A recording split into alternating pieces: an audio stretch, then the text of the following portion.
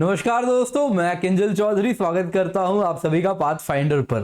दोस्तों, आप मुझसे मेरे टेलीग्राम चैनल पर जुड़ सकते हैं, जहां पर लेक्चर के उपरांत आपको पीडीएफ अपडेट्स मिल जाएंगे और साथ ही साथ ये मेरी अनअकैडमी प्रोफाइल है, जहां पर यदि आप मुझे फॉलो करें तो मेरे द्वारा बनाई गई जितनी भी फ्री स्पेशल क्लासेस हैं उनकी नोटिफिकेशन आपको टाइम टू टाइम मिलती रहेंगी। तो दोस्तों, अनअकैडमी में इंडिया के बेस्ट एजुकेटर्स हमारे साथ जुड़े हुए हैं और इनके साथ दोस्तों मैं आपको बता दूं, हो सकता है कि हमसे कभी किसी वीडियो में यदि कोई इनएप्रोप्रिएट कंटेंट गया हो या कोई ऐसा कंटेंट हो जो कि हमें नहीं कहना चाहिए, तो या कोई फैक्चुअल इनकंसिस्टेंसी हो, तो दोस्तों आप इसको रिपोर्ट भी कर सकते हैं। रिपोर्टिंग के लिए आप डिस्क्रिप्शन बॉक्स में एक लिंक मिलेगा आपको, आप उसको चेक कर सकते हैं और वहां पर जाके जरूर रिपोर्ट करें। उसके लिए दोस्तों आपको पुरस्कृत भी किया जाएगा यदि आपका रिपोर्ट सही है। तो दोस्तों, ऐसा तो हो नहीं सकता कि आपने नहीं सुना होगा, बहुत ज्यादा चांसेस है आपने सुना है और आपको ये न्यूज तो मालूम है कि इंडिया में दोस्तों एक नया अध्याय लिखा जा रहा है सिक्योरिटी, इंटरनल सिक्योरिटी को लेकर। क्या हुआ है? तो दोस्तों, जम्मू में हमारा जो एयर बेस है वहां पर पहली बार इंडिया में ड्रोन अटैक हुआ है।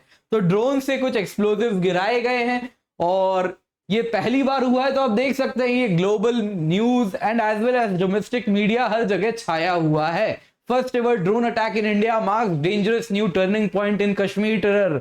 Drone attacks on Indian air force base in Jammu underscore new threat. तो इंटरनेशनल एंड डोमेस्टिक सारे मीडिया इसको बहुत ज्यादा कवर कर रही है। तो यहां पे सवाल उठता है, इंडिया क्या करे? How should India respond? तो उसके लिए इंडिया क्या करे, तो ये सारी बातों पर आज चर्चा करेंगे। इन शॉर्ट, ये कंप्लीट इस न्यूज को अब तक जो कुछ हुआ है सब कुछ कवर करके आपको एक इंटेलेक्चुअल व्यू पॉइंट बनाने में मददगार साबित होने वाला है ये वीडियो, तो अंत तक जरूर देखें। तो दोस्तों, अगर आपको नहीं मालूम है तो आपको बता दूं अब तक क्या हुआ है जम्मू में। तो दोस्तों, संडे को अगर आप देखें, इसी संडे की बात हो रही है, 2 ड्रोन आए थे और जम्मू सिटी में एयर बेस जो स्थित है, जैसा आप इस मैप में देख सकते हैं, तो यहां पे जो एयर बेस स्थित है यहां पर आप अगर देखें तो 2 ड्रोन उड़ते हुए आए और उन्होंने एक्सप्लोजिव लेडन थे और वो यहां पर आके बॉम्ब गिराते हैं। दोस्तों, इस दौरान उनका जो टारगेट था वो इसी एयरफोर्स बेस में यहां पर एक हैंगर था जिसमें कुछ मिलिट्री हेलीकॉप्टर्स रखे थे, उसको गिराने की साजिश की जा रही थी। लेकिन वो हैंगर तो मिस कर जाते हैं और एक बिल्डिंग पे गिरता भी है, लेकिन उस बिल्डिंग पे जब गिरता है तो बस छत पे कुछ गड्ढा वगैरह होता है। साथ साथ 2 फौजी थे हमारे, उनको हल्की चोट भी लगती है, दे आर लाइटली वुंडेड। दोस्तों, ये कहानी संडे को खत्म नहीं होती है। अगले दिन मंडे को वापस ड्रोन कालूचक मिलिट्री स्टेशन के आसपास उड़ते हुए स्पॉट किए जाते हैं, उन पर गोली चलाई जाती है और भाग जाते हैं।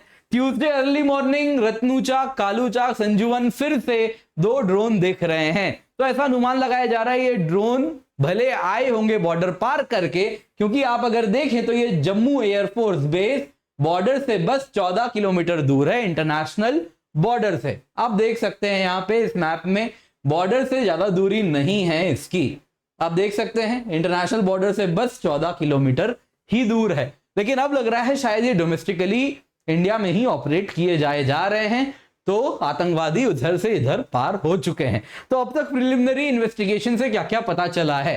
सबसे पहले तो नदीम उल हक 22 साल का युवक बनिहाल का था, उसको अरेस्ट किया गया है एंड वो लगता है इन 2 ब्लास्ट से जुड़ा हुआ था। 4 kg इंप्रूव्ड एक्सप्लोसिव डिवाइसेस उसके पास थे, आपको बता दूं, और उसको इंटेरोगेशन से पता चला है ये ड्रोन अटैक्स के पीछे एलईटी है, लश्कर तैयबा। आप देख सकते हैं दोस्तों, लश्कर तैयबा है इसके पीछे जिम्मेदार। लश्कर तैयबा वही ग्रुप है जो कि 26/11 अटैक्स, हाफिज सईद आप देख सकते हैं, लश्कर तैयबा, जमात उद दावा, इन सभी का चीफ कौन है? ये आदमी हाफिज सईद। और इसी हाफिज सईद पे अभी रिसेंटली क्या हुआ है दोस्तों, आपको मालूम होगा, इसके ऊपर असैसिनेशन अटेम्प्ट्स भी हुए हैं। तो इन दोनों कहानियों को मैं अभी जोड़ने वाला हूं, अभी बस आपको बता रहा हूं। तो दोस्तों, लग रहा है कि यही ग्रुप है जो कि अब तक जो इंटेलिजेंस रिपोर्ट आ रही है उससे यही लग रहा है कि लश्कर ही रिस्पॉन्सिबल है बिहाइंड दीज ड्रोन अटैक्स, और कालूचक ड्रोन साइटिंग्स भी जो हो रही है उसके पीछे भी यही जिम्मेदार हैं।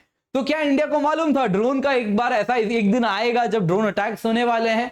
तो दोस्तों, अगर हम देखें तो पिछले 2 साल से आए दिन न्यूज आ रहे थे, पाकिस्तान अनमैन्ड एरियल व्हीकल का इस्तेमाल कर रही है, इस प्रकार के सस्ते क्वाड कॉप्टर का इस्तेमाल कर रही है। किसके लिए? AK-47 कभी डिलीवर कर रही है, कभी एम्यूनिशन तो कभी ड्रग्स। तो इन सभी को डिलीवर करने में इस्तेमाल कर रही है पंजाब जम्मू बॉर्डर पार करवा के। साथ साथ आप देखें तो कई ड्रोन्स इस बीच में देखे भी गए हैं और उनको न्यूट्रलाइज भी किया गया है।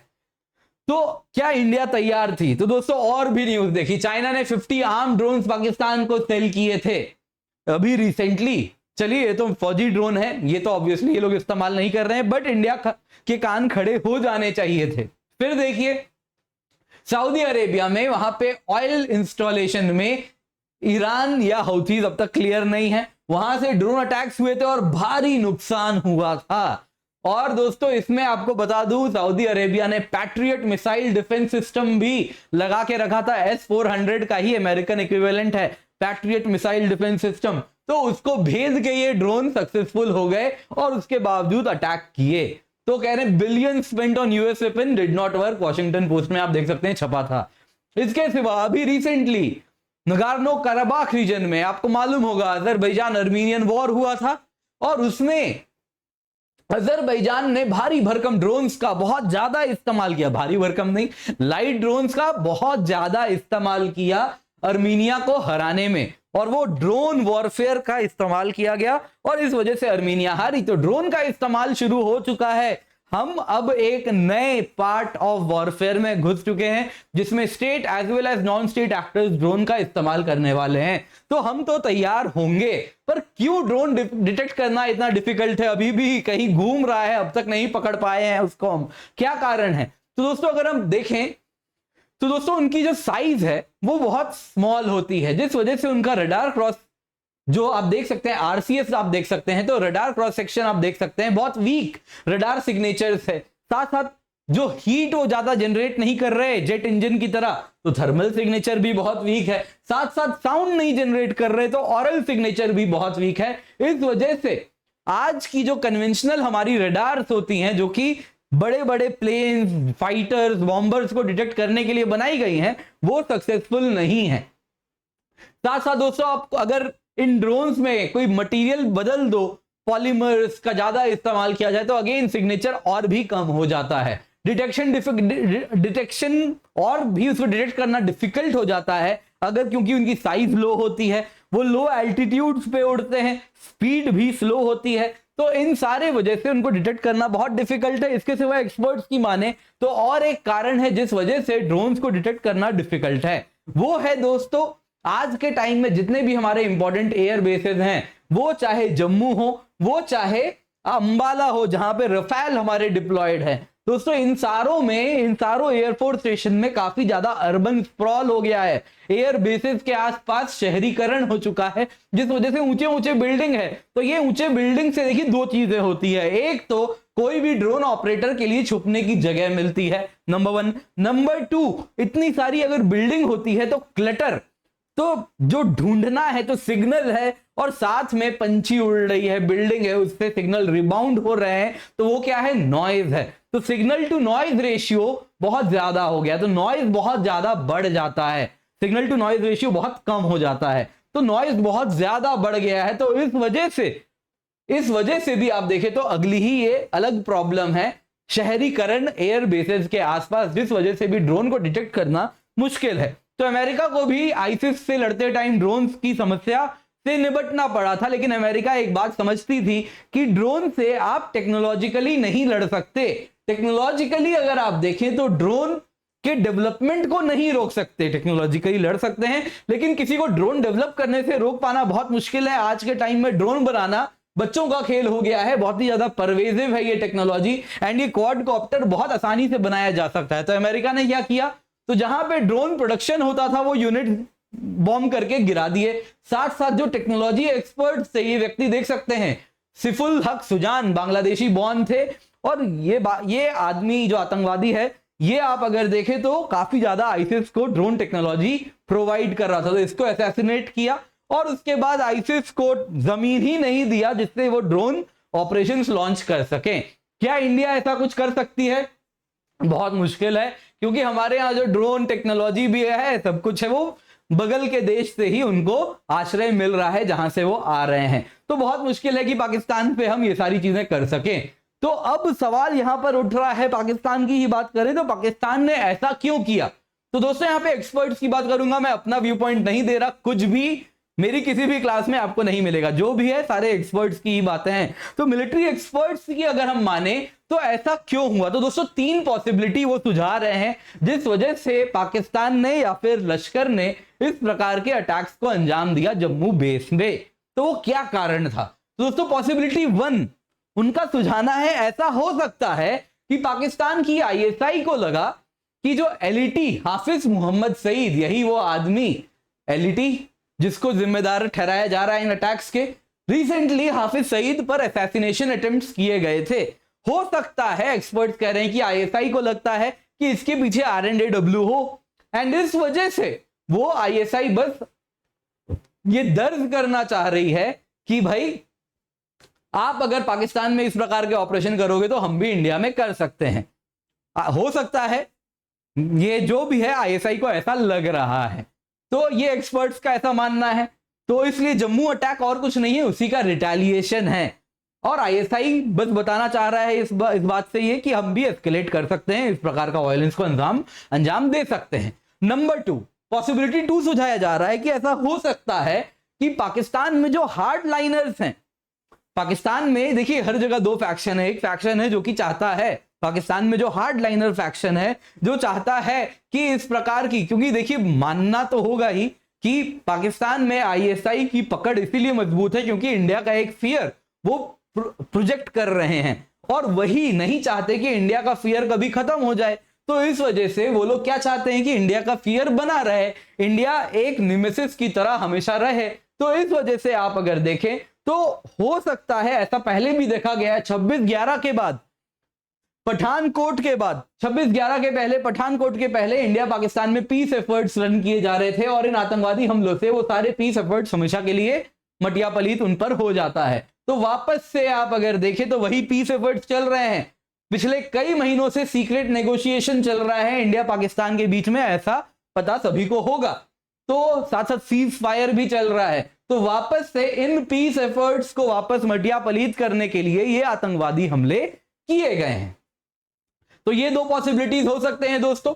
और जो भी है दोस्तों, अगर ये 2 पॉसिबिलिटी 1 या पॉसिबिलिटी 2 ट्रू है तो दोस्तों ऐसा एक्सपर्ट्स का मानना है कि इंडिया को रिटेलिएट नहीं करना चाहिए, किसी प्रकार से क्रॉस एलओसी ऑपरेशंस नहीं करना चाहिए। क्योंकि देखिए नंबर 1 वो कह रहे हैं कि हमारी कैजुअलिटी इसमें ज्यादा नहीं है एंड साथ साथ ऐसा कोई नुकसान नहीं हुआ है। अगर ये 2 पॉसिबिलिटी है तो इसमें वो कह रहे हैं कि देखिए ऑलरेडी हमारी सीज फायर हो रखी है और सीक्रेट नेगोशिएशन चल रहे हैं। तो अगर ये 2 पॉसिबिलिटी है जिसकी वजह से आईएसआई ने अटैक किया है, पाकिस्तान के आतंकवादी संगठन ने अटैक किया है, तो हमें इस वक्त उनको रिस्पॉन्ड नहीं करना चाहिए क्योंकि ऑलरेडी हमारी एलओसी वापस हॉट हो जाएगी, यानी गोलियां शुरू हो जाएंगी, अक्रॉस बॉर्डर फायरिंग शुरू हो जाएगी और हमारी फौज ऑलरेडी इस वक्त स्ट्रेच्ड है क्योंकि डिप्लॉयमेंट इन लद्दाख काफी ज्यादा हो रखी है। तो उसको हमें इस वक्त कमजोरी हो जाएगी हमारे ईस्टर्न फ्रंट में, अगर हम वेस्टर्न फ्रंट भी इस वक्त खोल लें। तो अगर ये 2 कारण हैं तो जरूरी नहीं है, कोई कारण नहीं बन रहा वापस रिस्पॉन्ड करने का। लेकिन दोस्तों अगर 3rd पॉसिबिलिटी ट्रू है, जो कि क्या है दोस्तों, एक्सपर्ट्स कह रहे हैं ऐसा भी हो सकता है कि आईएसआई ने इसलिए ऐसे ऑपरेशंस को अंजाम दिलवाया। देखिए सब जानते हैं आईएसआई ही एलईटी को चला रही है, तो आईएसआई इसलिए कह सकते हैं एलईटी ने किया, आईएसआई ने किया, एक ही बात है। तो आईएसआई ने ऐसे ऑपरेशंस को इसलिए अंजाम दिया क्योंकि वो देख रहे हैं कि जम्मू कश्मीर में एक पीस प्रोसेस शुरू हो चुका है एंड ये पॉलिटिकल प्रोसेस है इस बार। और अगर पॉलिटिकल सोल्यूशन जम्मू कश्मीर का आ गया तो it will stay for ever, यानी जम्मू कश्मीर सिचुएशन हमेशा के लिए जो इस वक्त उलझा हुआ है वो सुलझ जाएगा और इंडिया के लिए जम्मू कश्मीर एक अच्छा खासा जो प्रॉब्लम है वो हमेशा के लिए सॉल्व हो जाएगा। तो जम्मू कश्मीर को जो वो स्लो बॉयल पर रखते हैं वो स्लो बॉयल पे अब नहीं रहेगा। तो इसीलिए आईएसआई इस वक्त यहां पे इस प्रकार के अटैक्स को अंजाम दे रही है सो दैट ये पीस प्रोसेस जो इस वक्त बस शुरू हो चुका है कहीं ना कहीं वो स्टार्टिंग में ही खत्म हो जाए, तो वापस से जम्मू कश्मीर में वायलेंस बढ़ जाए और ये पीस प्रोसेस रुक जाए। तो न्यू दिल्ली अगर हम देखें, अगर दोस्तों ये कारण है जिस वजह से आईएसआई ने ऐसे अटैक किए हैं, तो न्यू दिल्ली के पास कोई चॉइस नहीं है, हमारे पास कोई चॉइस नहीं है एक्सेप्ट एलओसी के अक्रॉस पाकिस्तान को अंजाम बताने का कि इस प्रकार के हरकतों का आपको करारा जवाब मिलेगा। है ना। तो फ्यूचर अटैक्स अब फर्दर ना करो, उसके लिए अभी इनको मजा चखाना पड़ेगा। तो दोस्तों ये अगर बात सही है तो एक क्रॉस एलओसी स्ट्राइक्स काफी एक्सपर्ट्स कह रहे हैं जरूरी है। अब वो किस तरीके से किया जाए, ड्रोन से किया जाए, सर्जिकल स्ट्राइक्स ऑन ग्राउंड किया जाए, एयरफोर्स के द्वारा किया जाए, मिसाइल के द्वारा किया जाए, कैसे किया जाए, ये बोल रहे हैं कि ये हम नहीं बताएंगे, ये फौजी वहां पर जो हमारे आर्मी कंट्रोल स्ट्रक्चर है उनसे बेहतर कोई नहीं जानता कि उनकी क्या इस वक्त ऑपरेशनल सिचुएशनल अवेयरनेस कितनी है, क्या है, उनसे बेहतर और कोई नहीं जानता। तो ही इसी केस में जरूरी बनता है। अदरवाइज दो पॉसिबिलिटी जो बताए गए हैं एक्सपर्ट्स कह रहे हैं इसमें ये वारंट नहीं करते अक्रॉस एलओसी स्ट्राइक। पर दोस्तों सारे एक्सपर्ट्स एक बात तो कह रहे हैं कि अगर ड्रोन अटैक हुआ है तो फ्यूचर में बढ़ेगा, तो बहुत जरूरी है आप अभी से प्रिपरेशन बढ़ाएं, ड्रोन अटैक्स के प्रति डिफेंसिव मेजर्स लेके आए, इससे बेहतर सोल्यूशन और कुछ नहीं है। तो आइए देखते हैं क्या क्या डिफेंसिव मेजर हो सकते हैं। तो दोस्तों सबसे पहले तो इजरायली स्मैश 2000 प्लस सिस्टम, तो ये नेवी ने ऑलरेडी ऑर्डर कर रखा है, बीएसएफ भी ऑर्डर करने वाली है। ये क्या है दोस्तों, ये AK-47 या AK-203 के ऊपर एक माउंट कर दिया जाता है। ये डिवाइस आप यहां पे देख रहे हैं, इस पर लगा हुआ है, दिस इज स्मैश 2000। तो इससे क्या किया जाता है दोस्तों, ये ड्रोन को लॉक करता है और उसकी क्या ट्रेजेक्टरी होगी उसके अनुसार ऑलरेडी आप उसको लॉक करके नॉर्मल गोली चलाते हैं और हार्ड किल ड्रोन का हो जाता है। नंबर 2 है दोस्तों रफेल। अपनी रफेल प्लेन है, ये इजराइल की एक कंपनी है रफेल, जिसका आयरन डोम है, उन्होंने ही ड्रोन डोम बनाया है। ड्रोन डोम दोस्तों इस प्रकार से आसपास जो भी ड्रोन है उसको जाम कर सकती है या फिर हाई पावर्ड लेजर बीम से उसको मार के गिरा सकती है। दोस्तों कुछ ऐसा ही डीआरडीओ के चेस लैब ने भी बनाया है। इन्होंने दोस्तों कुछ इसी प्रकार का आप देख सकते हैं, रेड फोर्ट की सुरक्षा में इस प्रकार की टेक्नोलॉजी का उपयोग किया था। ये दोस्तों 3 किलोमीटर तक कोई भी ड्रोन को डिटेक्ट कर सकती है और जैम कर सकती है, और 1 से 2.5 किलोमीटर तक हाई इंटेंसिटी लेजर बीम से मार के जला के गिरा सकती है। और अगेन वो डिपेंड करता है कितनी वॉटेज की सिस्टम है, 1 से 2.5 किलोमीटर तक रेंज है लेजर का। पर दोस्तों ये टेक्नोलॉजी बहुत ज्यादा सुर्खियों बटोर रही है। ये डोमेस्टिक टेक्नोलॉजी है, हैदराबाद की कंपनी है ग्रीन रोबोटिक्स, उन्होंने इंद्रजाल नाम का एंटी ड्रोन मेजर बनाया है। एंड दोस्तों इसकी जो रेंज है वो आप देखिए 1000 से 2000 स्क्वायर किलोमीटर, यानी बहुत ज्यादा। तो दोस्तों ये ऑटोनॉमस है, इंसान कुछ नहीं करता, मल्टीपल ड्रोन्स कितने भी आ रहे हैं सबको एक साथ गिराएगी, इंसान को बस लगा के भूल जाना है, बाकी सब इसमें आर्टिफिशियल इंटेलिजेंस इमेज प्रोसेसिंग उसके द्वारा पूरा काम किया जा रहा है। तो यहां पर दोस्तों इनकमिंग कैसी भी यूएवीज वेपन्स कुछ भी आ रही हैं 1000 से 2000 स्क्वायर किलोमीटर में उसको ये गिरा देगी। तो ऐसा कहा जा रहा है कि पूरे वेस्टर्न इंडिया को सिक्योर करने के लिए बस 6 से 7 इंद्रजाल लगाने हैं जो कि एक दूसरे से कनेक्टेड होंगे, तो वो पूरा का पूरा वेस्टर्न बॉर्डर को प्रोटेक्ट कर सकते हैं। तो ये बहुत प्रॉमिसिंग टेक्नोलॉजी है। अगेन ऑन ग्राउंड कितना इफेक्टिव है ये तो आर्मी टेस्ट करके ही बता पाएगी, पर ये नई टेक्नोलॉजी है जो बहुत ज्यादा न्यूज बटोर रही है, टोटली इंडिजिनस है, इंडिया की खुद की स्वदेशी है, प्राइवेट सेक्टर ग्रीन रोबोटिक्स ने इसे बनाया है। तो robotics, artificial intelligence, image processing सभी का इस्तेमाल इसमें किया जा रहा है। तो दोस्तों आपको आई होप आज की क्लास पसंद आई हो, तो जब भी अकेडमी आए यूज कोड KC10 क्योंकि इससे आपको 10% ऑफ नहीं मिलेगा, आपको डायरेक्टली मेरी मेंटरशिप मिलने वाली है, डायरेक्ट हैंड होल्डिंग मिलेगी, बेस्ट नोट्स मिलेंगे, और जो मैं आपको गाइड करूंगा मेरी गाइडेंस सारे सब्जेक्ट्स ऑफ जीएस ऐसे ज्योग्राफी ऑप्शनल को कवर करती है। 80 टेस्ट आपको कॉम्प्लीमेंट्री प्रोवाइड किया जा रहा है, साथ ही साथ महा सब्सक्रिप्शन ऑफर भी हम रन कर रहे हैं और लोन्स भी अवेलेबल हैं। साथ साथ दोस्तों 2 साल की सब्सक्रिप्शन में आपको 1-to-1 पर्सनल मेंटरिंग भी मिलेगी।